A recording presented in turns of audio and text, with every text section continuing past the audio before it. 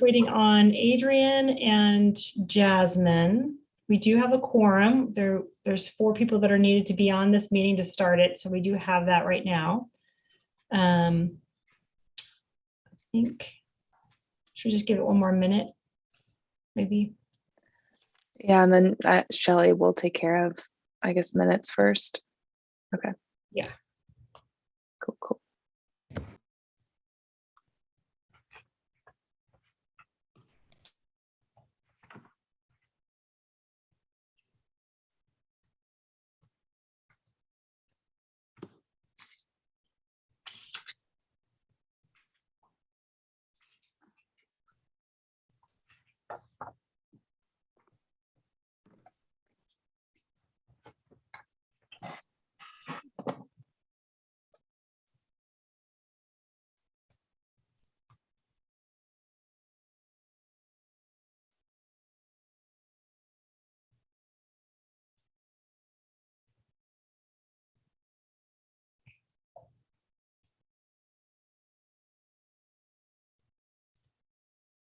All right, I guess I'll ask the co-chairs, would you like me to go ahead and start, call this meeting into order, or would you like to do that? And then I can follow up with roll call.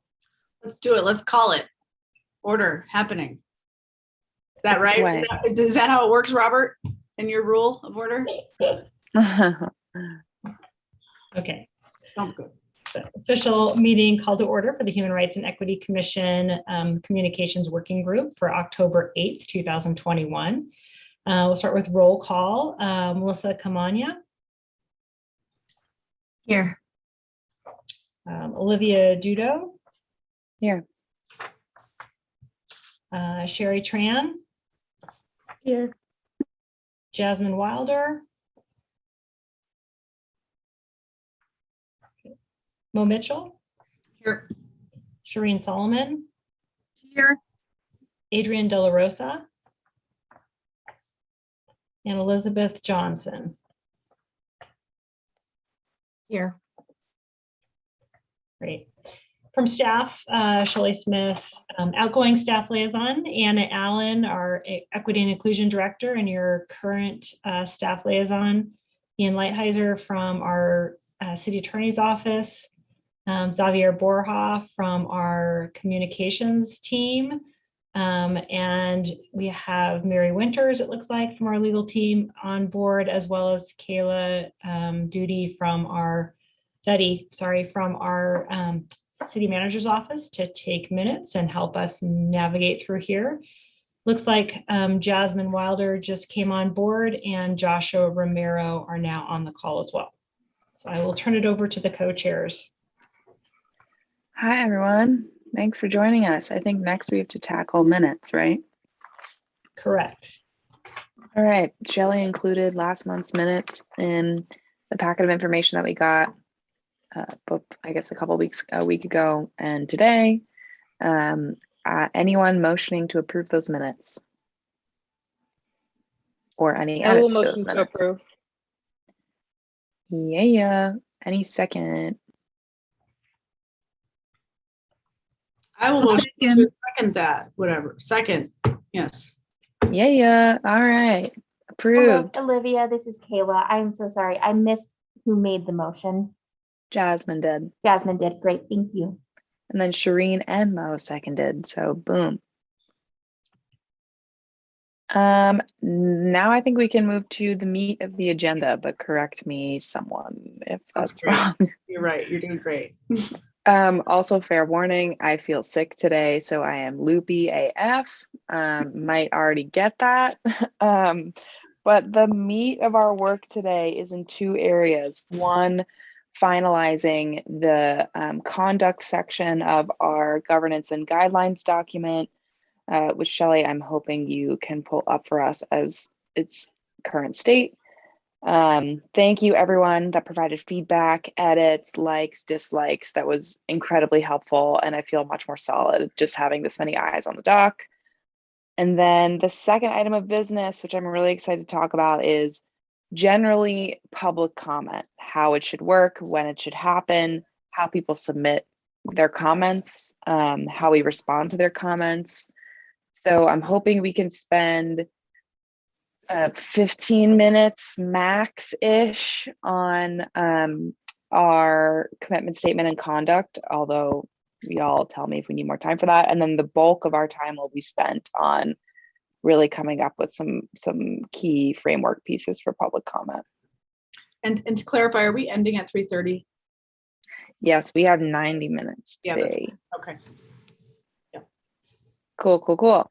Any thoughts or questions about our agenda today? Any ads from anyone?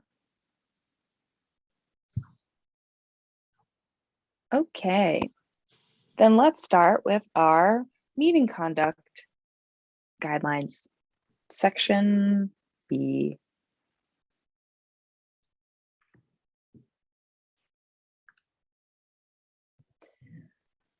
Okay, so my understanding is that we've all been able to provide feedback either via email or to the document via Shelley. Shelley, thank you for consolidating all that commentary. My main question now is from the group, did anyone have key elements that they want to review here, either to like change or update? Shelley, maybe you can take us through. And then from our legal staff folks, like what's next for this? Did anything stand out as needing council review? So just a quick note, I have this up, hopefully it's coming up on your screen so you can see the document.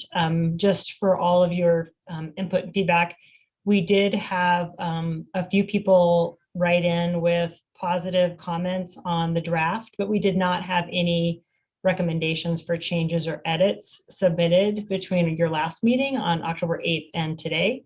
So just wanted to highlight that. And if you could scroll down for me, I think we only had like 2 main items that we added to this last time. Wasn't there something about, oh yeah, here we go, like this section here.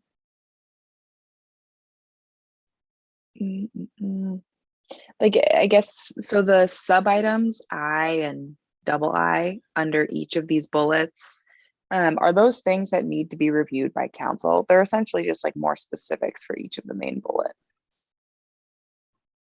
I think the recommendation is that this working group actually compile all of your input, and then it's added with the input from the guidelines, our governance and guidelines subcommittee, into one edited recommendation to the rest of the commission at a commission meeting. And then you would go through the entire body of the recommendations from both subcommittees at one time.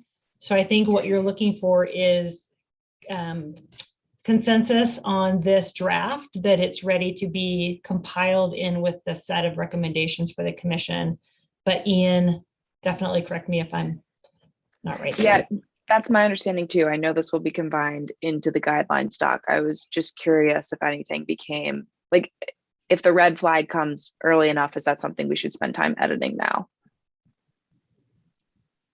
Or maybe not. Maybe that's the wrong way of doing it. I guess the red flags, do you think, would be the ones that maybe as legal looks through this, they might see something? Is that what you're talking about? Yeah. Olivia? Yeah. Has legal had a chance to look at it? I'm here from legal. Hi, Ian. Hello, everyone. Been looking at it. No, I don't see any particular red flags, at least not from what's on the screen. I will admit I haven't done a super comprehensive review, but to the extent I haven't seen anything that is legally problematic. And to be clear, what we're looking for when we say legally problematic, or when I say that, things that might be inconsistent with certainly their public records or public meetings law, but potential inconsistencies with our code. I'm not seeing any of that. So I think in light of that, the process that Shelley has described is on target. I mean, this group needs to come to consensus. With any advice from us, I'm not seeing anything concerning. And once you've got a document that you're comfortable with, then it either goes over to the guidelines group or gets merged with what the guidelines group is working on. And ultimately the ATREC as a whole will consider and adopt the document. Thank you.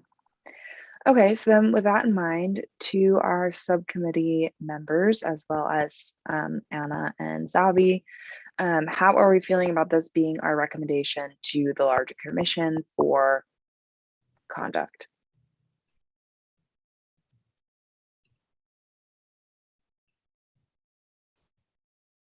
I like it. I think it's great. I think it's very good too. Thank you guys for putting it together.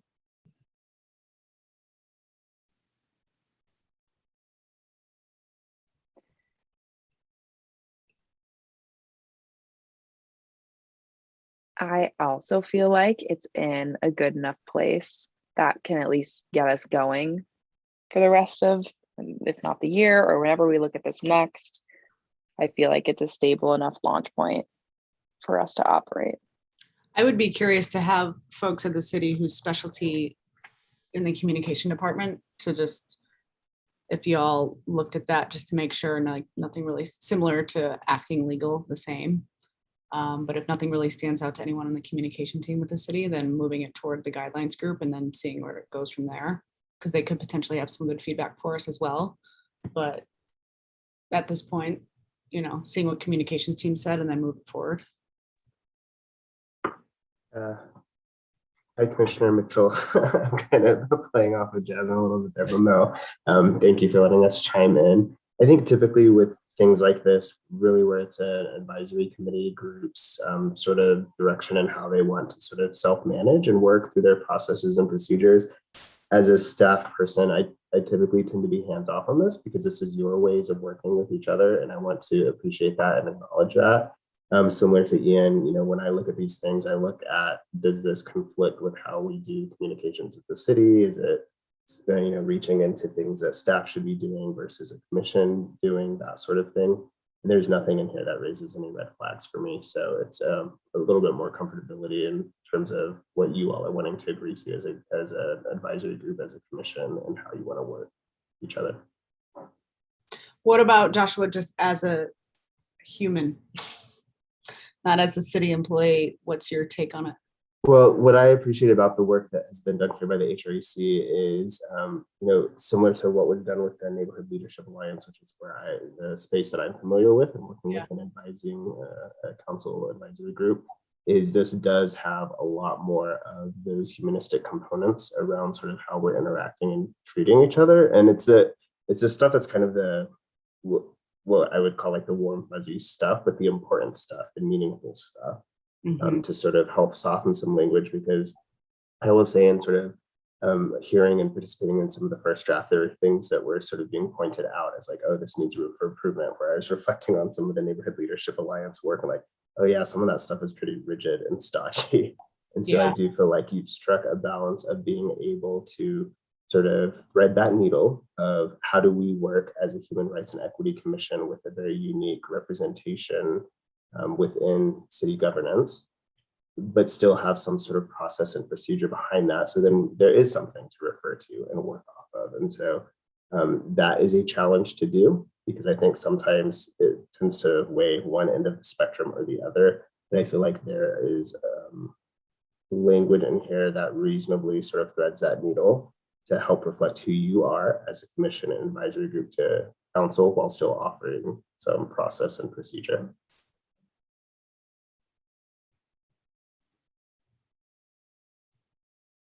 Heck yeah.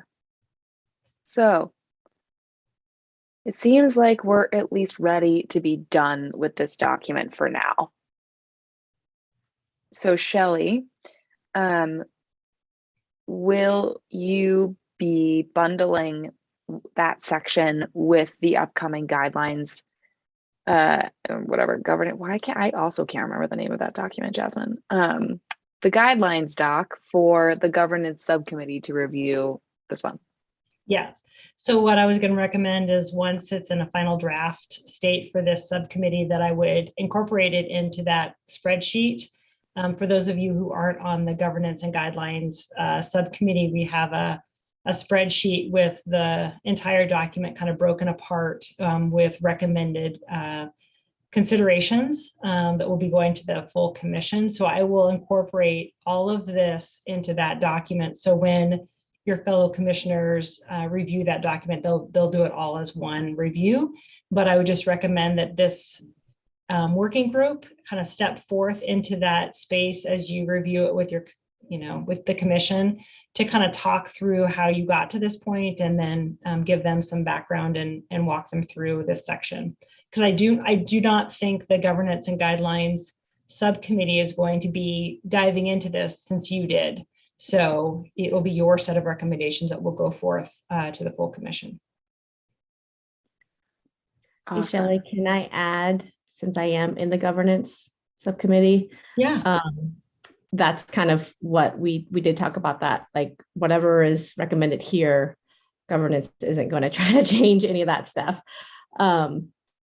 But, or also in the last meeting we had with them, I don't know, Shelley, you have like a stronger memory than myself, but in the section of our guidelines, section 5, I believe the officers, I think B, duties of officer, there was one particular section, delegate tasks to other HREC members as appropriate. It's like section BF or something like that. Crow wanted us to see if communications want to take over at least that particular area when it comes to communication for the duties of the officers. And I was just tasked to ask the group if you're willing to take that on. Just for clarification, like, does that mean this group would create some guidance around how like subcommittee work gets assigned? I think so. It's in the responsibilities of the officers, and just how would we delegate folks, right, to be on a task, or if they're going to do something with another subcommittee, or as office, as we all take different roles in HREC, how are we going to create that process?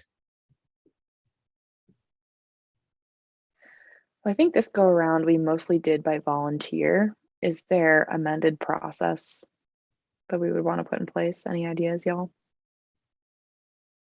Well, I looked at the recommendations and it seemed like there was like broader idea, like talking through like if we wanted to have more officer assignments, or I think there was also even a recommendation for a second vice chair. So I think that's what they're asking. I wasn't at that last meeting, so I can't speak to that, but I'm wondering, Sherry, if you can expand on why they felt communications would be a better fit than governance subcommittee for that particular part. I think because in that section, it talks about, the officers communicating as appropriate with city officials and city staff. So it's more, because it's more communication type things. Does communication want to take a stab at that instead of governance, since it has to do with how we, what's our process in speaking with each other, right? And so do we have a process of, what is it? What group is there out there right now with the House list? Like how are we going to best choose who's going to take that spot, right? So it's more on, again, just delegating how are we going to do that more equitable, as opposed to just, chair and co-chair saying, hey, you do that, right? So are we going to dive into a little bit more of how we want to process that? Well, to the first more straightforward point about having a second vice chair, I think I would want to leave that until Crow is actually able to join a call, just since Crow is our vice chair. So maybe we table that for governance conversations. But then in terms of assigning, I know like this group in particular has talked about potentially doing a rotating, like just like what's a good word for it, like moderator, almost someone that's able to like hit the pause button if something offensive, dead naming, mispronouncing someone happens, I think that's where we can play a role in terms of a new officer position. I wanted to add to that, Olivia, that there have been a few opportunities with the commission where we've had someone reach out and say, oh, we need someone to attend an ARPA meeting, or can somebody do something else? And we haven't had a real clear way, because we don't know each other's strengths completely yet, of determining who does those things. And it's been a little messy. So would that fall under this, and trying to figure out how we select folks for like things that pop up in between meetings? Yes. That's a great call. It's a great call. So my concern, and I feel a little bit behind the times because I didn't make it to this last governance meeting and I've only really looked at the documents themselves. My concern is that this piece of it is actually a really big deal. As basically talking about, how do we assess commissioners? How do we assign commissioners? Probably even how do we decide if HRAC should in fact participate? So I think it's a big piece of what we're going to do. My concern is us as the communications subcommittee assessing what we still have to produce, and is it best for us to carry that, or should governance continue, or does governance continue on with that piece of it, because it is such a huge piece, and then like there's not proper balance between the two, because I think we also have and I can see why it would be a good fit for communications, but I'm just concerned that communications has a lot of other things to get done too. Does that concern make sense? Yeah. Mo. Yeah, I'm just mindful of time, and mindful how that we could kind of get stuck into this discussion and not have time for the other aspects of our agenda today. So I'm wondering if this is just a bigger discussion with a larger group. Yeah, can this be a full commission agenda item? That's Also, I think Melissa brings up a great point about I have no idea what y'all are good at. Yeah, true. And so do we do some sort of strength finders thing, or building thing, intro, team building or something? So yeah, good call. Yeah, I I just think wanted to add on that note too.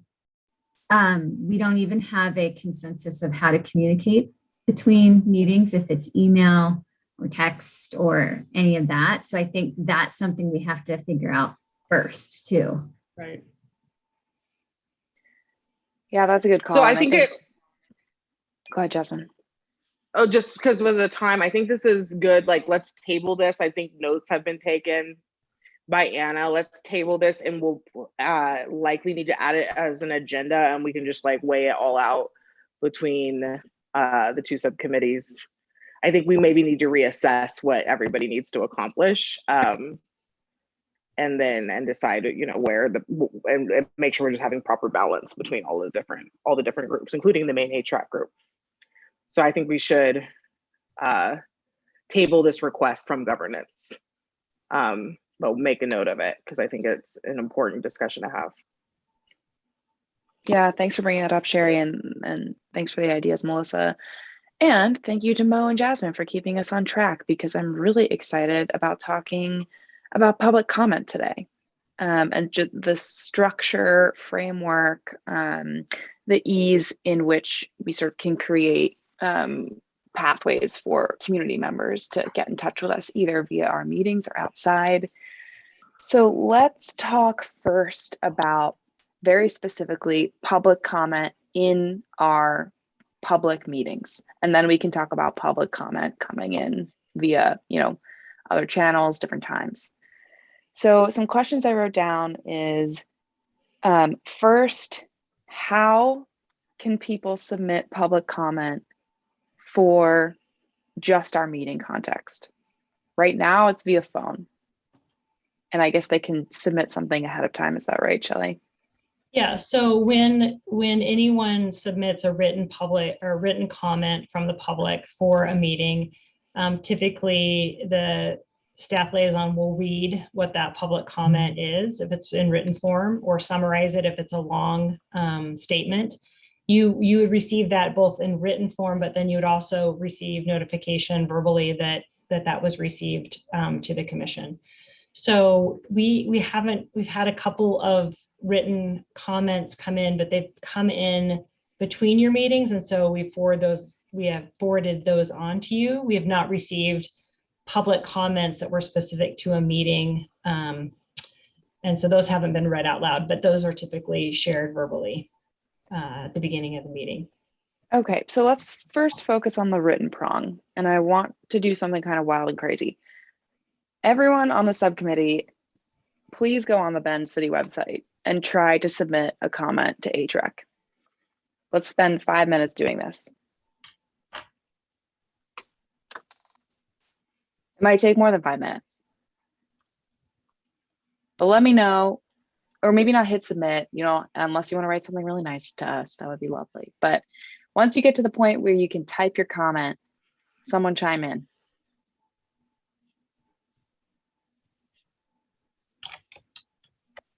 I'm at the point where you can click on the email. Heck yeah. How was that experience? Well, I've done it before in sending the commission a couple invitations to events with my nonprofit. So I kind of already knew how to do that.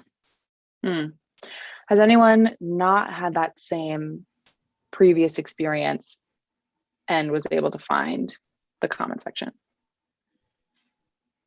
I'm still looking. I haven't had a previous experience and I can't, I'm trying to figure it out right now. So I can't either. I Yeah, can't. It's too I hard. can't find it. I'm having a hard time. Let's go. This is what I'm looking for. So Melissa, would you do me a favor and present your screen? And if you're comfortable, and share where the heck this comment thing is. How'd you get here? I think I have a little, because I have experience working with the City of Bend as a nonprofit, I was familiar with this, but it's here. And it's not super explicit that that's where you go for public comment, but this is where I've entered invitations and comments before, right here. Who would have guessed? No. But I love this shit. This is how products improve. This is how experiences improve. And Melissa, would you mind actually keeping your screen up? If that's okay. Sure, totally. And Elizabeth, I see your hand.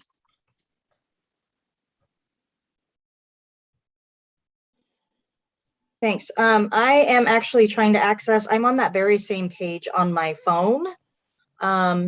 And I can see how you scroll all the way to the bottom. This is just kind of what I'm doing. And I get to that same sort of sidebar, exactly right where right to that. But I click on our HREC and it goes to a city directory, which then goes to all of the groups. So, ooh, layers. Yeah. So mobile might be a different experience. Yeah, so I have to hunt for our group specifically to make a comment. All right, scroll time, cool.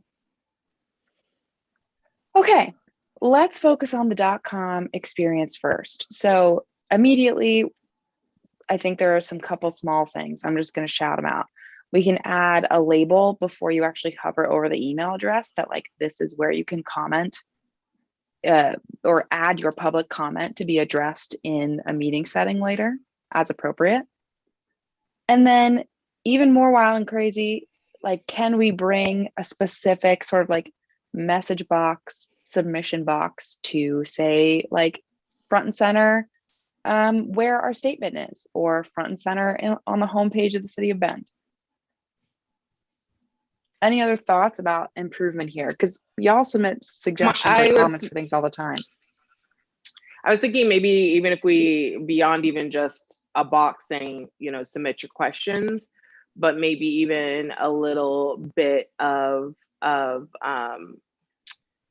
direction. So like a little bit of a query form, to Got it. so we can maybe guide the questions a little bit into like, are you trying to ask about joining a track, participating in an event or an organization? Are you submitting based on upcoming ATRAC Publics meeting? We can kind of design that, but we could maybe actually have more of a query form where we're actually guiding the questions and kind of presenting people with the different ways that they could maybe engage us. Also, I would love to see with this query form, the agenda for the upcoming meeting being displayed in a downloadable PDF or something that's easily accessible right next to the form so they can reference it. Love that. Took some notes there. Shireen, I see your hand. So I wish I could share my screen, but I'm on the Ooh. website of the. You totally can. I can? How do I do that? Let's see. Heck yeah, pull it up. Let's go team. Share. I just appreciate Olivia's behind the curtain voice that's happening today. Freaking loopy right now. And I'm so excited, but I haven't showered today. I'm all mess. You're getting me in my prime. Yeah, it's really good.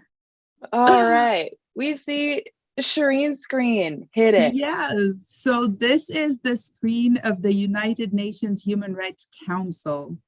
And the reason why I love it is because it has a whole thing about the complaint procedures, which of course we don't have to call it complaints procedure. It's just public comment for now.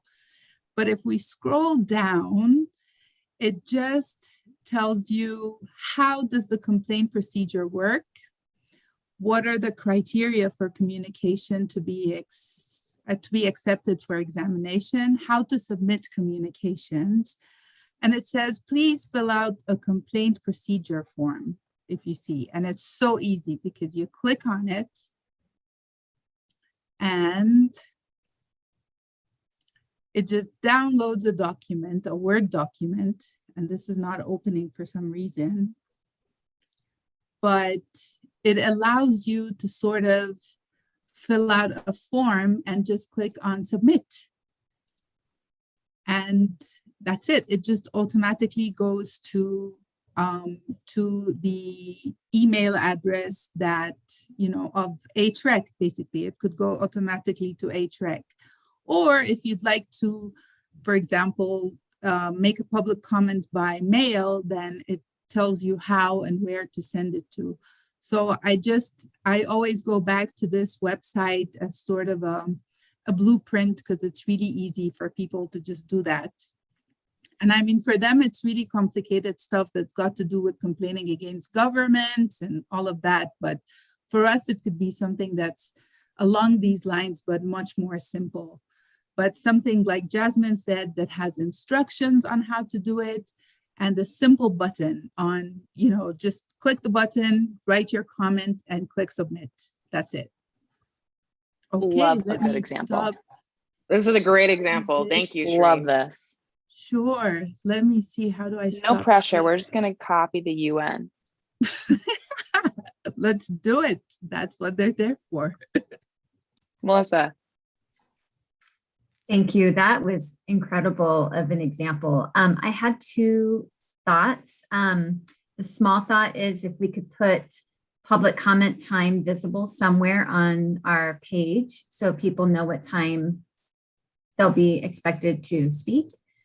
And then the second comment is, I wonder if we could zoom out just for a second, if not now, Olivia and Mo, maybe a little bit later, of understanding the purpose of public comment and what we can and can't do with them. Because initially when we started, I think the community thought that, and I don't know that we understood what to do with public comment. I don't think I understand just yet what our role is with public comment.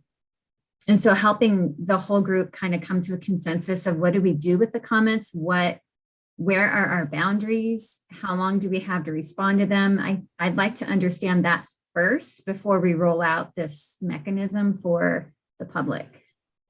Yeah, that's a great call. I have why public comment in a second. But I do want to go back to your first comment, and let's just pivot to call public comment really quickly. That's another methodology in the how section. Now, another pop quiz. How do people join our meetings, get in line for verbal public comment via phone, via Zoom in our Zoom calls?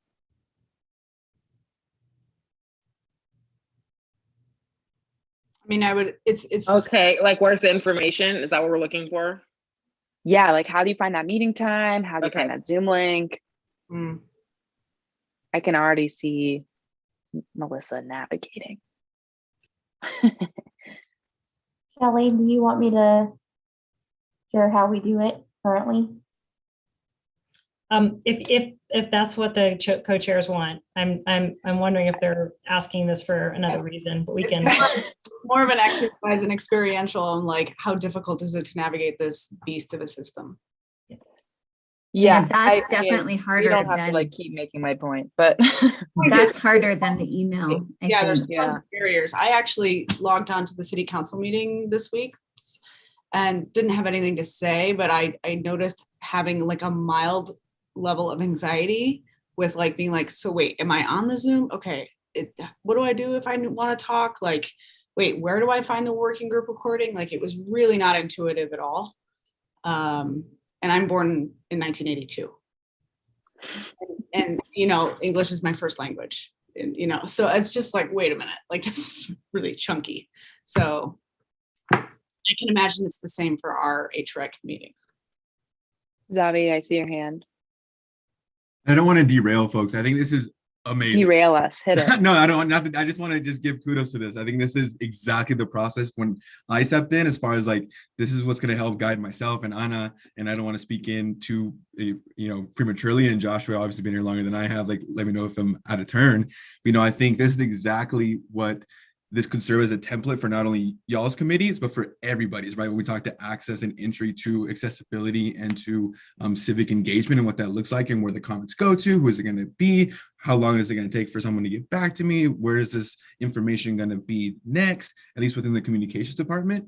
Saying these exercises, this conversation is exactly, I think, the direction that it's such good shit. And I appreciate it so much to go through this and to have that internal just trying to do that, right? And figuring it out to be like, okay, how can we make it easier for everybody? Love it. Joshua, I see your hand. Yeah, so just to provide some additional information, and Olivia, I would echo what Zavi is saying, is this is a good exercise to go through as an HREC. If it's okay, I'd like to share my screen to remind the commission of a council goal that's specifically tied to website improvements. So use a human-centered design approach to improve the city website and customer service. So that's a goal that our web and graphics coordinator is working on, Jacob Riggle, and he's just been assigned a project manager to start working on that. Underrepresented communities are part of the stakeholder group list that he has for that project. And ideally, that would be some input from Human Rights and Equity Commission, in addition to the City of Bend Accessibility Advisory Committee, COBAC. And so those will be interactions that you'll have an opportunity to provide more additional feedback, really, from that human-centered design process. That being said, I think some of the things that you all have mentioned today are things that can be fixed now, like before this project is going underway. But one of the pieces of this project, at least as it's scoped currently, does include working with that document management system for commissions, right? So like you have to click to see the agenda and figure out where that is, and then find the login information there in your Zoom link. And so it can be kind of clunky. And so that's one of the things that's going to be part of this project. So kind of building off of what Zavi shared, is this is a good, fruitful discussion. If we have a list of sort of what these things are, there may be some things that we can address now before this project goes underway. There are some things just around our content management system that may or may not let us do some of the things. So kind of when you're talking like with email address on the sidebar. Like we have just limitations in the content management system in terms of what text we can put in those widgets on the website. So the more robust list you give us, the better idea we have of what we can tackle now, and then what might be things that we have to sort of fit into this web improvement project that's going to be starting. I mean, well, it started, but we're just getting in the initial steps of scoping the work. So just wanted to share that for your knowledge and understanding that some of the issues you're surfacing are issues that we also recognize are kind of universal challenges around accessing some of this information. And so that's why council made it a goal for us to improve the website. And that's part of what we'll be doing in addition to a lot of the things that you're sharing today. Love this reminder. Love that that's kicking off too. I see hands. I love seeing hands. Councilor Campbell, is that how you prefer to be addressed? You could call me Barb. Hello. Barb. Hi, everyone. Thank you so much for all of your excellent work. I will just admit, I just stumbled onto this meeting because I was surfing around the city website and went down to the calendar wondering what was going on today. So thank you so much. And yeah, this couldn't have be more perfect timing. We are literally just engaging in some redesign of the website. And I was thinking myself, we can do that tomorrow. So thank you so much for the specific example from the UN. That is so helpful to have an idea of what you think is better or worse. If you want to tell us, whatever you do, don't go in that direction. Sometimes worse is helpful too.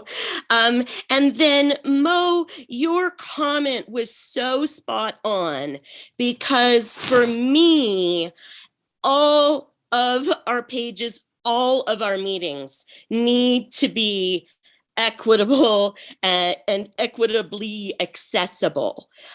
So what I did is, while this discussion was happening, I clicked over to the Affordable Housing Committee. I just chose another committee at random and thought, well, I wonder what our own page for them looks like. And, I will just say straight up, oh yeah, in the middle, in that big body of text, which is what's drawing everyone's attention, there are phone numbers all over the place for how to get a hold of staff and, if you need help. So, putting those numbers just in a better, kind of brighter place is useful in the first place. But back to Mo's comment, for me, all of this comes down to accessing your city council, accessing your planning commission, accessing the Affordable Housing Committee. And so I don't want to say I want to make your lives even more difficult, but what would really be helpful for me is comments that can be standardized across our entire website, because all of these public meetings have, for example, like public comment. That is such an excellent point. That's something I know we can do super quickly, is put into the body. Public comment for this committee occurs at the beginning of their meetings. That can be a very easy fix. And that's something we could do on all of these websites. The Affordable Housing Committee meets, on this is when their meeting is. They have public comment at the beginning and the end of their meetings, so I think standardization helps. I know I was a teacher. I know we want people to be engaged. We want them to be interested. We don't want them to be bored by our website if we're really going to get people involved. But on the other hand, just knowing that whatever committee it is, whatever thing you're looking for, public comment is going to be, basically here, all of that basic information is going to be delivered in the same way. So people start to know where and how to look for it. Like Melissa said, she knew where to look for that email address because that is the same spot on all of our committees. So now I'll be quiet. Thank you so much, everybody. Thank you. Thank you. Thanks, Barb. And real quick, Glad I just want to bring everyone's mindfulness to the time. So it's 3:15 and we're done at 3 today, just as a heads up. Oh shit, are we done at 3? Or sorry, 3:30. Just kidding. Okay. Okay. Yeah, but even then, there's not a lot of time. Yeah. I got 2 more hands, and then we're going to move on to Melissa's key question around why. Why do we want public comment, especially for our meetings? Jasmine, hit it.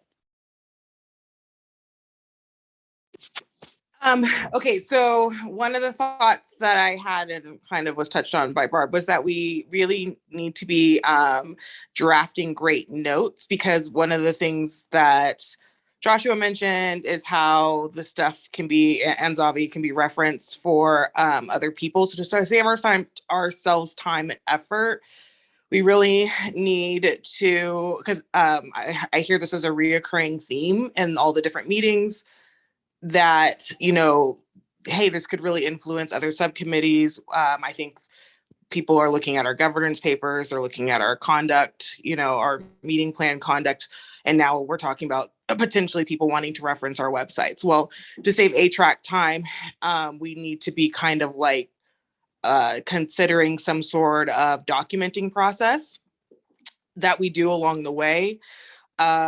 Kind of making our cases for equity, for like the changes we want to make to the site, accessibility, code of conduct, all that kind of stuff. It just needs to be easily referenced and accessible to other people. That doesn't require a ton of work from HRAC, additional work from HRAC once these processes are created. I've been taking notes. I know, Shelly, were you saying you were taking notes, or Kayla's taking notes for us today? Okay, I think I saw your mouth move, Kayla. Yeah, I take your minutes. And our minutes, the minutes that we take for the city aren't as detailed because people can easily access the recording of the meetings. And our attorney is, and Mary, you're on the call. So if you want to explain more about the meeting minute process. Well, can I jump in? I don't mean minutes. What I'm talking about is more of like a manual or document, like that we move it into, it's some sort of document so that people can other groups can access it and have that information. Is that more clear? So it has like a to-do list? Yeah, yes, exactly. And then kind of like why we made these changes, because I feel like I keep hearing that as a reoccurring theme that, other subcommittees, Barb's mentioning, how could we use the changes HRAC is making to make city council meetings more accessible, and their, all of that. So if people are going to pull from that, then we need to like share our process. There's a name for it. I think it's just documenting the process, usually so that it's accessible for other people. Organizations do this kind of a thing all the time. And so my suggestion is that we start doing this now so that it's a living document that is accessible to other people, and we don't have to spend a lot of manpower re-explaining the whys and the changes. Yeah, repeatability for sure. Okay, I know many people have been taking like specific notes. I'm wondering, Anna, if you have your hand up. I see you writing. Like, can you chime in there and then add your comment? Yes, I apologize. I'm extremely sick. So Olivia, I feel you. I'm like actually out today. I have a sick little one here too, but so I apologize for like the raspy voice and constant sniffling. So a couple things. Yes, I do take furious notes. I'm on like page 3 already of just kind of recommendations. I just have to say this is awesome. I second everything Zavi said in terms of accessibility, especially government websites are so difficult. And we were floating around the idea, and it's still in discussion too.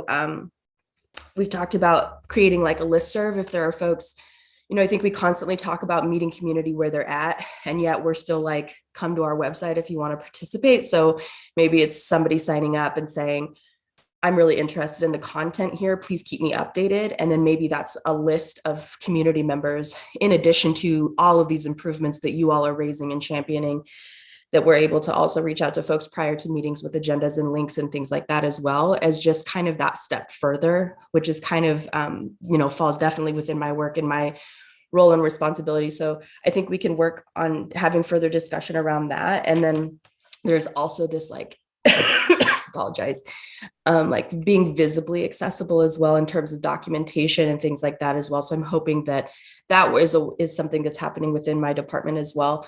And I'm happy to to talk with HREC further in the future about what currently is happening. What are the standards now? What are we hoping to get towards when it comes to being visually accessible as well? So just throwing that out there, I won't suck up any more time, but yes, I'm furiously taking notes. And when Kayla sends those out, I do sit, as Shelley has for every meeting as well. I know, Shelley, you take great notes as well and go through with and take the time to ensure that everything and make the changes if needed. So there's lots of people tracking these things. Thank you. Awesome. Thank you. Joshua. Hey, thanks, Olivia. So one thing too, I wanted to remind this group, because I think in hearing Jasmine, what I was hearing too was like that accountability piece that Anna just sort of referenced as well.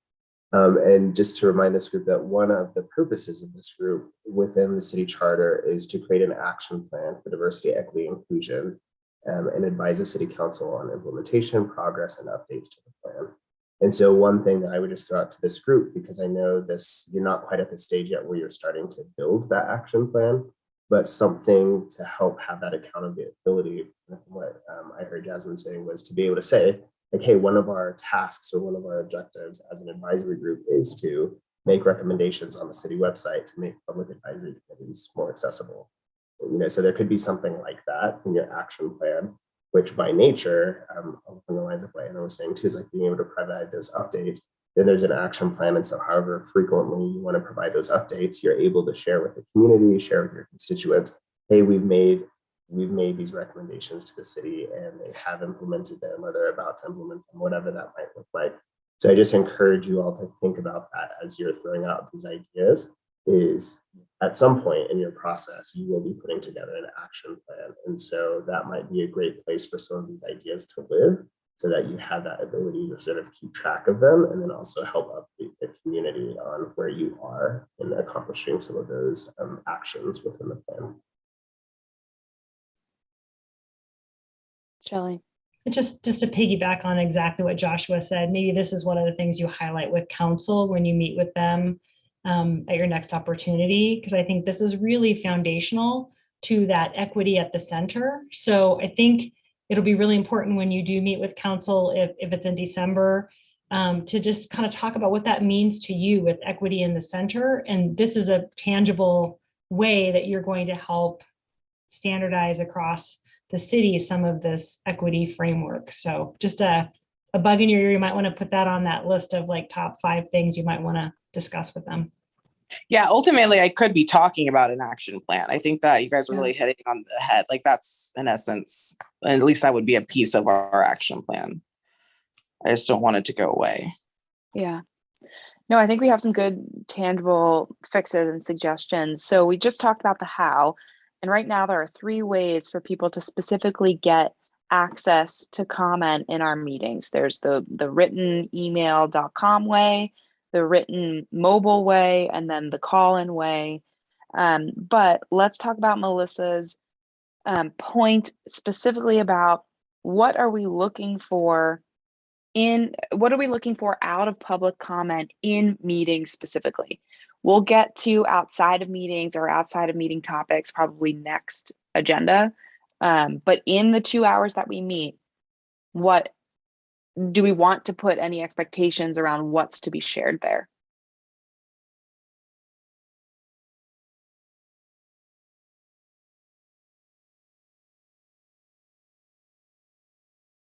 Elizabeth.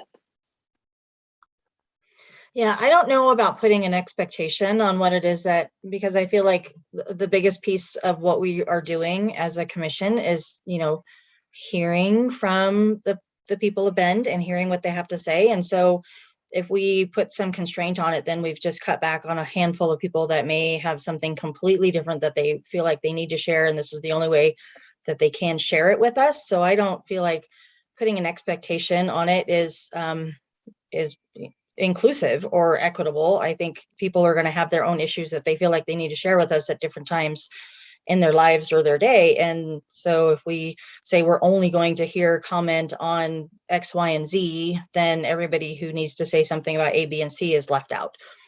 But I think it's how we handle it is going to be the biggest piece. How do we acknowledge? And I think that's really where I go, is we should acknowledge that we're hearing what is being shared with us. But acknowledging doesn't mean that we have to act on it right then, right there. I think that's the process that we need to build. I know that myself, before really diving into this group in depth, very early on in our commission, I met with another person who's in another commission. I want to say they were part of an environmental group with the city of Bend, and I apologize, I can't remember exactly who she was now. But she did tell me that one of their processes that they had built for their group was to create something along the lines of like a parking lot that says, you know what, this is what we let people know, that there is a parking lot, and all of their concerns, all of their comments, all of their, whatever it is that they're sharing with us will go into this pool. And at some point it will be addressed by, the appropriate people or group within our commission. So I liked that idea because it acknowledges things that we are going to, perhaps it's something that gets put onto a bigger agenda later on for the entire commission. Perhaps it's something that goes back to governance board or back to this communications group, but it will be addressed. It just does not have to always be addressed right when it's brought up to us. So. Yeah, my final question after why was like responses, ? Do we, don't we, when? So I think that's a good point. Mo, Melissa, I think Mo, you might have been first. Yeah. Elizabeth, I appreciate your comment around just like keeping it open around whatever people need to say, they can say on those 2-minute calls. My thinking around it is like, what are people needing from us, right? That's how I'm hearing it most. Like, it sort of reminds me of like your work, you're in relationship and someone has conflict and sometimes people need to vent and just be heard. And other times people are asking for help or asking for specific requests. And that's sort of where I get a little stuck, because a lot of some of the comments we've gotten on the phone with the meetings is like, I get the sense that this is an event, but I don't really know. And so maybe making some sort of experience around like making that explicit, like whenever they call, after the call, I want to be like, what is it that are you asking for help? Like, are you needing help with something, or are you just needing to be heard? Like, I find myself wanting to say that. So creating something around that. I'm not really putting it into words very well, but that's what comes up for me.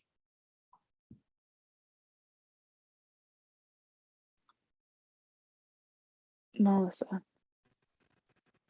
I'd like to share my screen, if I may. I pulled this up off the city website. This is the ordinance for the Human Rights and Equity Commission. I think that came after the work that they did last year. And this is what I was thinking about. If we could understand what was in the ordinance, it was to investigate and respond to complaints, develop and facilitate resolutions, advise city council, and give guidance. So I wonder if that's the lens we could look at public comment through. Is that something that we want to use? Is that too detailed? Because I think if there's kind of on what Mo is saying, if there's an understanding from the public of what we can do, and if we understand what we can do, I think it would be powerful and helpful. I love that. Jasmine. I love this. I feel like we're getting warmer and warmer and warmer, like with each comment. So my idea, piggybacking off of everyone's responses, is that we maybe craft some language that is said. It could both live on our website, but it could also be repeated prior to going into our public comment time. And then it could also have we could have a closing statement as well. So an opening statement and a closing statement to our public works or our public comment time. I'm envisioning something that is capturing kind of like where we're saying what the expectation is. Expectation meaning, you know, we're here to listen and hear, whether it is you have, that framework, Melissa, I at least that's how I personally am already looking, you know, at the work we do. I am looking at it kind of from like those guidelines that were presented. I always try to keep them pretty front of mind, but taking what everyone's saying, Mo, Elizabeth, kind of crafting and opening some opening sentences that help not try to tell people what to do, but just help re-explain and reaffirm like what this public's comments is and who, you know, and how we as HRAC work and what is being accomplished by them taking the time out of their day to present a public comment. And then also closing, you know, Elizabeth, with kind of what you were saying, like, you know, we will be, you know, we will be dealing with each of these. We can't say that it's going to be at this moment, but notes have been taken. You will have follow-up, something like that. And so I think that would be something that the communications committee can draft, and we could hopefully start to implement as soon as that language is put together. That's my idea of how to incorporate everybody's current feedback. Yeah, I just took some notes there on specific public comment language. Ian, I saw your hand go up. Yeah, thank you. I think some of you are getting to a lot of what I was going to say, which really has to do with setting expectations for people who are providing input and for commission members in terms of what kind of response is necessary or appropriate. So it's about setting expectations for everybody.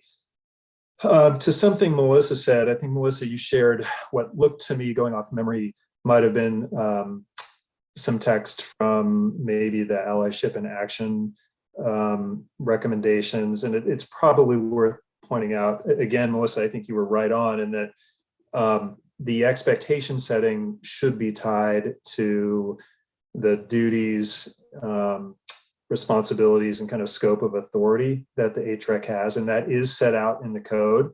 What is in the code, what we ended up with, differed fairly significantly in some respects from what the short-term task force and allyship and action started with. I will say that by the time we worked through some of those questions about what should the HREC do and be able to do and what kind of authority will it have, there was, I think, pretty solid consensus and agreement among city staff that were working on this and the task force members who understood that while there was some initial discussion about whether the HREC would have the ability to investigate complaints and I'll say compel outcomes, eventually I think everybody was on the same page about understanding why that was a difficult thing to create. And so what we ended up with the HREC in the code, in the ordinance, was that one of the things the group was going to be tasked with doing was to provide opportunities for people seeking resolution and assistance, including regarding complaints of discrimination,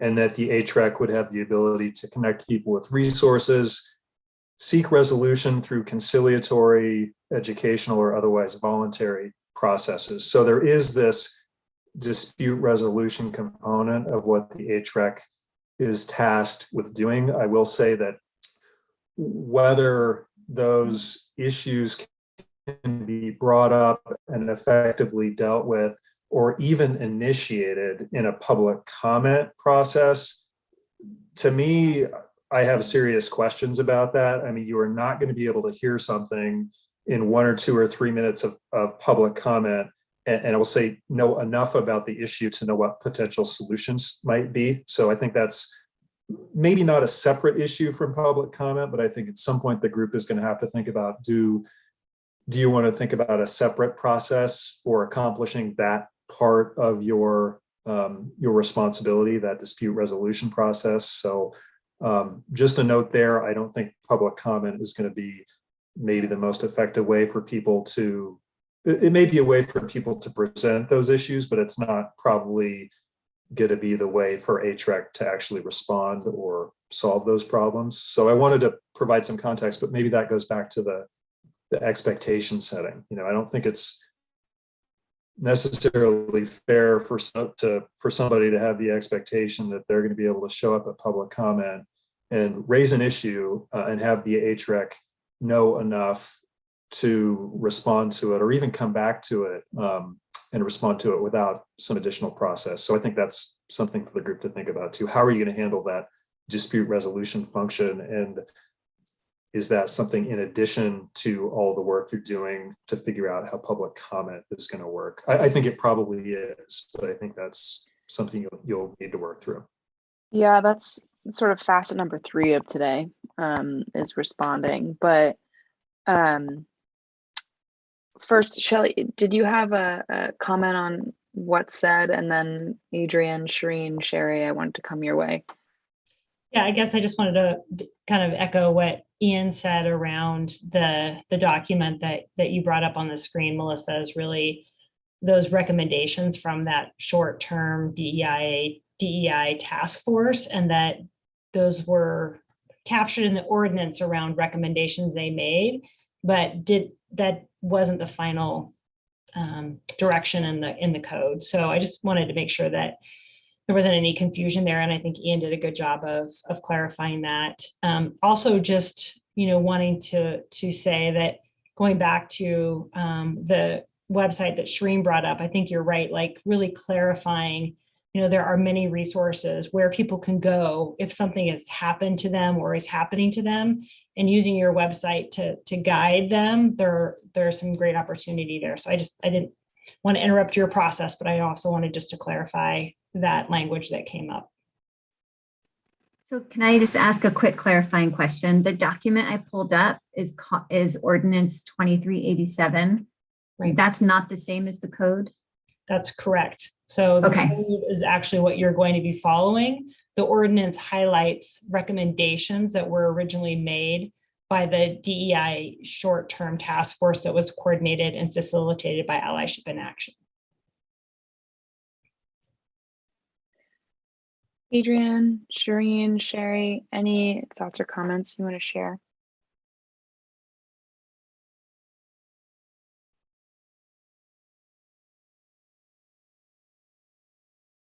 That's okay. If not, just want to check in. So to clarify, okay. Oh, go ahead. Yeah, so to clarify, what I'm hearing is that really the phone calls is really just it's a 2-minute listening session essentially, because maybe having, I forget who brought up the idea of the parking lot, that there's really not an expectation of us, or maybe even power for us to take action on lots of things. Is that what I'm hearing?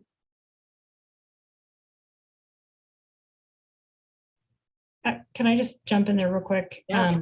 So I think you have some unique opportunity, because I just want to highlight something that happened early on in your commission meetings, is that you had callers calling in about, I think it was the Emerson Street closure. And what you did as a commission is you responded by having a few of the commission members assigned to gathering information.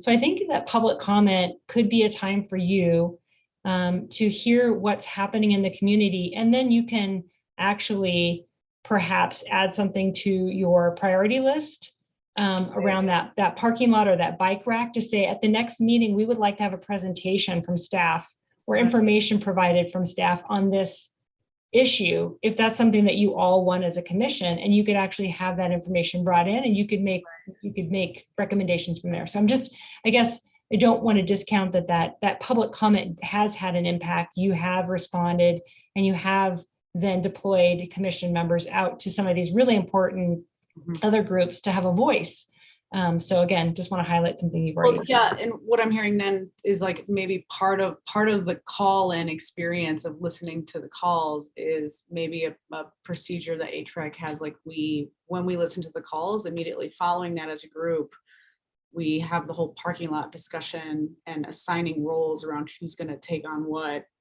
which then intersects with making sure we know what our strengths are and what we're good at. But something like getting the calls and then like having a little bit of an action plan on the calls, even if it just means they're going to the parking lot. But that as a group, we kind of assign people to take it on. So it's not just hearing information, it's doing something with it. I really like that. And I wonder, is there a way with public comment that we have record of how to get in touch with people afterwards? Like, do they have to register their information when they register for public comment?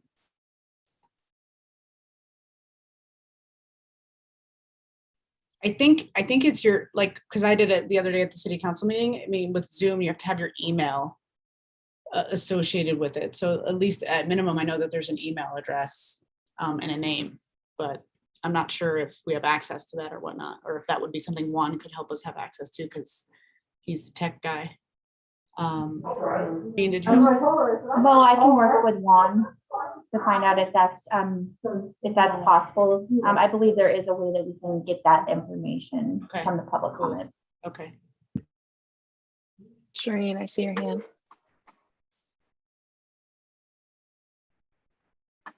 Sorry, I couldn't unmute myself for a moment there. But I see us definitely doing more than just listening. I think I see us having more of an investigative role. I think what ultimately could happen is that we take these public comments by phone and we sort of choose on a rotating basis someone to get back in touch with people and to guide them through how to submit their sort of their concerns like in a written way. And once that is done, then I think a different subgroup or subcommittee, again, on a rotational basis, should take some time to investigate the particular concern that people have and to actually go the extra step of going out to the communities, checking if this is something that's recurring in other areas with other sort of populations or whatever, and then bringing it back to the group and then opening channels of advocacy with the city. I think this is one of our biggest roles that we need to play. So it's sort of bringing that conversation to the city, bringing a sort of level of advocacy, bringing a level of accountability to the process, maybe advising in an educational manner on how to help in informing more equitable like procedures and all of that. So I definitely see us playing an important role. I don't think it's just going to be listening. I think it's going to be more than that. Yeah, agreed. And Elizabeth, I see your hand, go for it. And then I want to pivot to our last topic. Great, thanks. I just had an additional piece of concern as we've talked about the conduct that we all have with each other when we're communicating and within our commission roles and in staying in a safe atmosphere. I also wonder if at some point we're going to discuss, you know, holding the general public to some accountability, having some sort of, as part of our opening statement, you know, this is to be a respectful and, you know, we hope productive conversation to have with them, and that, you know, there is a time constraint for a reason to hold us to that, but they, you know, we're being held to that, they should be held to that as well, but also to, you know, just really how and when and who addresses when there is, because we have dealt with commenters which I felt were maybe not acting in a very respectful manner and were actually somewhat aggressive towards our commission, whether it was as a whole or individually. And so that is one of the concerns that I have and want to know if at some point we're going to address that. I think we could address that at the next meeting by just, before we move to public comment, one of us just gives a brief invitation like, hey, we're moving to public comment, welcome. And please know, as being in this group with us and being in communication with us, please speak respectfully and yada, yada, we can write up a blurb that we can just read. That's essentially like setting boundaries for people, asking them not to be teenagers and, or, sorry, no diss on teenagers, on acting out people. How about that? Because there's some really mature teenagers out there. It's just something like maybe communications team already has a blurb that we can use that we don't have to recreate the wheel. Joshua, any comments there? Yeah, so just to chime in on a couple of things I heard, I think one, the expectation setting would be great, and there's nothing that would prevent you as a commission for opening your public comments by reviewing the sort of 4 purposes that you're chartered in the city code to have responsibility for. So you could, very simply, hey, we're the Human Rights and Equity Commission. Here's our purpose. Read those things, and then invite folks in the public comment. City Council does have a statement that exists already, kind of related to setting expectations for public comments. That may be a good framework for this commission to work off of. And I also know that some folks in the community have offered input on how to maybe improve or change that expectation setting statement so that it does not sound like completely drawing tone policing. I was completely drawing a blank on the phrase. So all that to say, that could be a nice foundation as a starting point, that I would anticipate that Human Rights and Equity Commission commissioners would probably have some feedback on how that could look different for this commission. Yeah, and since we're pivoting to sort of in-meeting procedure, so I took notes around like an announcement about sort of respect and decorum beforehand, sort of explanation that we're looking for like this time for the public to alert this commission to what matters to them. Public comment happens, and then some sort of close around like we're working on ways to address everyone's concerns. With that in mind, the final question I want to tackle today, and we'll get to that response procedure or sort of service level agreement, I guess, later. Final question for today is, when in our meetings should public comment happen? I heard Barb say, for example, like sometimes it happens at the beginning and at the end. We've tried all over the place, want to get some votes on where it should land more permanently.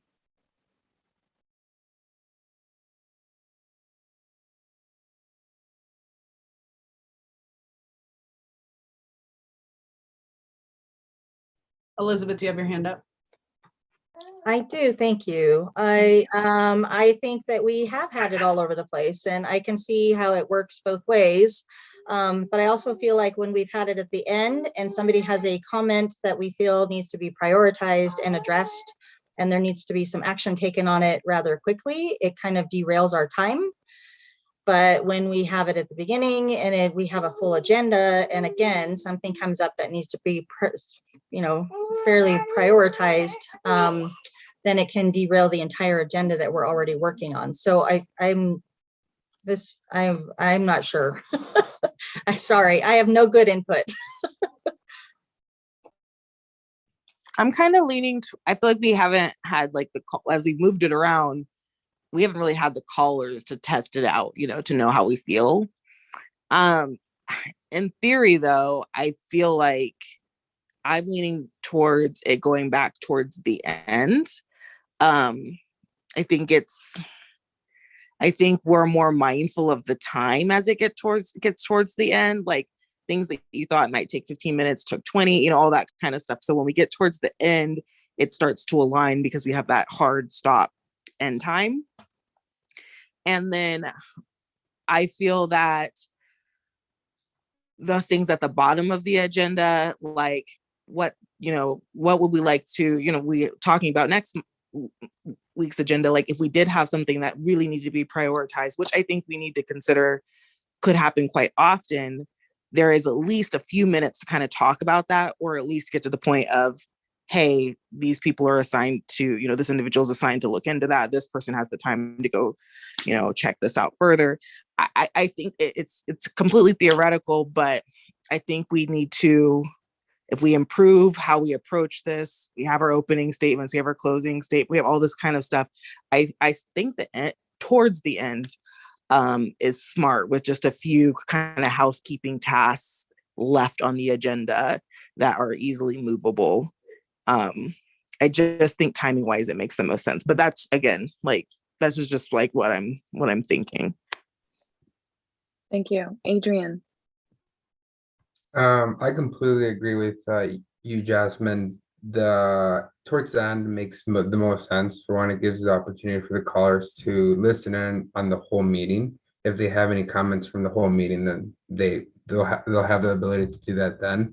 Also, I think the deeper we go in as a group, the more we get to know each other. I think it'll be easy to do that delegation aspect of it quicker in the end, so we won't need a lot of time essentially towards the end. So that's my 2 cents.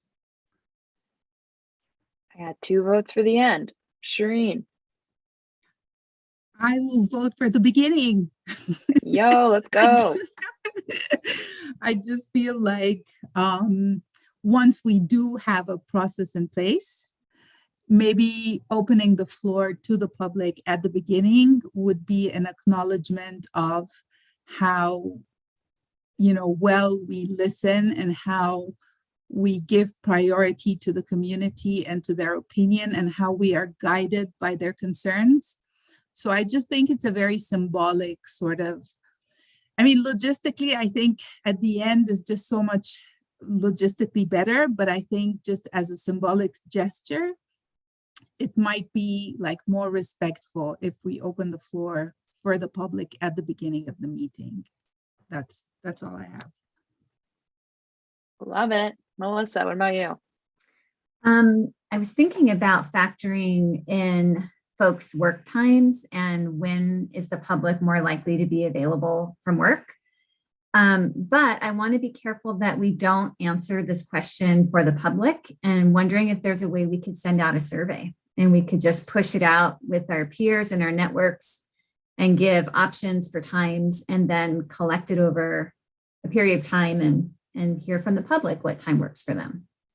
Ooh, love it.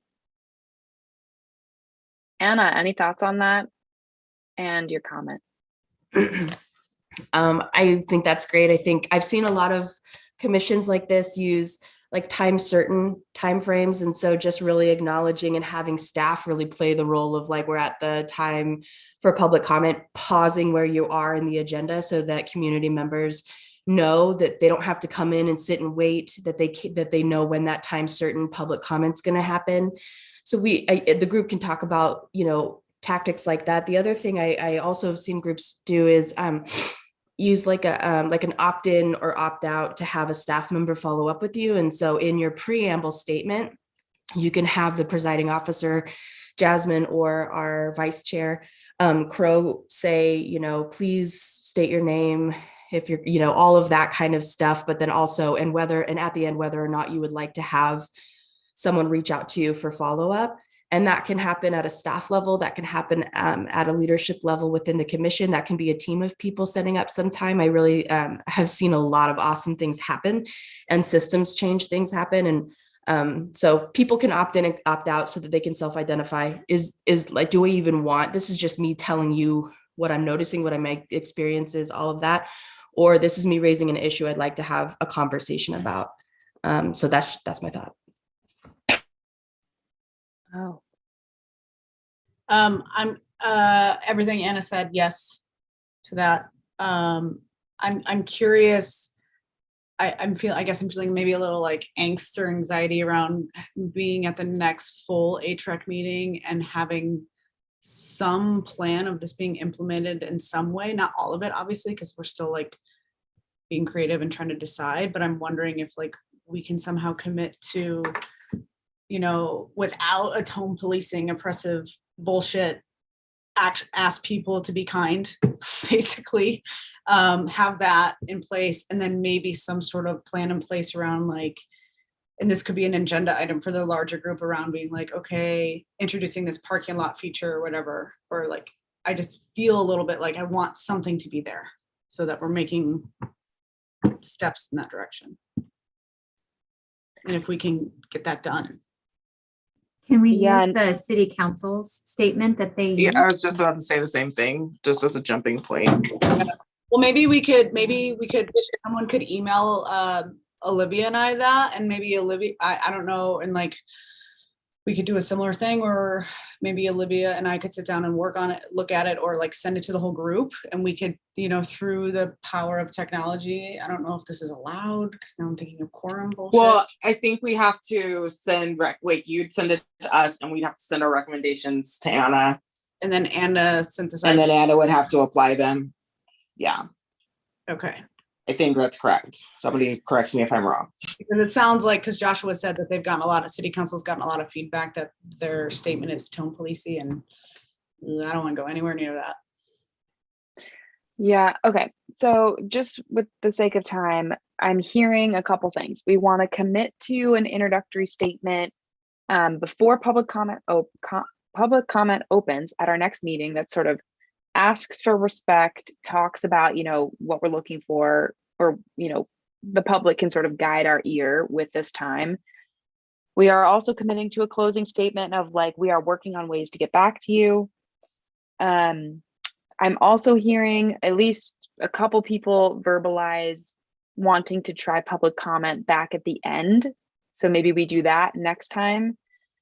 But then our follow-up items would be, I guess, formalizing our statements, maybe sending out that survey, and figuring out how we respond. I think those can come in our next communications meeting. Am I hearing all of that correctly for our upcoming commission meeting? I'm seeing some nods. Okay. Okay. So for that, for the action items then, Anna will work through you to adopt what's applicable from the counselor statement. Does that make sense? Okay. All right, y'all, we got 3 minutes, well, 2 minutes left now. Any other thoughts, comments, things I forgot? I was wondering if potentially we could start one of those, you know, like flow charts for, you know, we had a lot of great input about the website and our communications flow. And so I'm wondering if we should like start that. I mean, that's something that I'd be more than willing to look at too, and have it go through the Anna feedback loop or whatever. But you mean what we did with like submission pathways? Sorry, say it again. Like what we did earlier with sort of tracking submission pathways, Yeah, or like yeah. modalities Like, through. Okay. Yeah, I think it's time to do some web mapping for our own personal use to make sure we're including these different ideas and the flow, and knowing how the flow of information is going to work. Well, I'm wondering, we're Joshua, is proposing. that something we can do with this new program manager? Like, can either Jasmine or a representative from this group sit down with that program manager and walk it through? Yep. So I think what the best approach would be is a compiled list of all the website improvement recommendations, recognizing this will not be the Human Rights and Equity Commission's only opportunity to weigh in on website improvements. But if there is a list, I know Anna was taking notes, I was taking notes as well to feedback specific to the website. So that becomes like an administrative function for staff. I need to talk to our web coordinator. What can we do now? What needs to be part of the bigger website improvement project? So what I can do is I can work with Anna to make sure I didn't miss any of the feedback that you all gave on the website. And then what we can plan on for the next communications group meeting is for me to come back with an update. Hey, here's what we can fix now. Here's what's going into this website improvement project. Mo, take us home. There. I guess I'm just circling back real quick, just in your last reflection, Olivia, about changing the feedback time to the end of the next HREC meeting. My only concern with that is that when we've done that before, we've talked about it so that people, if they happen to be listening in, know that at the next meeting is when it's going to be changed. And I'm just being really mindful of what Shireen was saying as well, that in a way, I think going into the next meeting and having it be at the end now would be a little bit of a, that would kind of annoy me if I was like planning, if I had a certain chunk of time as a community member to call in the beginning, because that's when it was last time. And then all of a sudden it was switched and I didn't know about it. Does that make sense? Mm-hmm. We had it in the middle last time. Did we? I'm asking, did we? Yeah, I don't know. Jasmine, do you know? Yeah. Okay. We did. I think you moved it, you had it at the beginning, they moved it to the end, and then you've been the last 2 weeks. It was like a middle, yeah. I'm wondering if we should just keep it in the middle, just because that's kind of where we left off. And then to like, if we're gonna make the change, we should like tell people we're making the change rather than just this group. That works for me. I think that's a good call. Okay. Yeah, I mean, to Jasmine's point, I don't think we've had enough people test the system to really say one way or another, but okay, I'm officially over time. So that means I'm gonna let y'all go. Great Thanks meeting, for everything today. guys. Thanks for flying with me. And we'll meet up soon.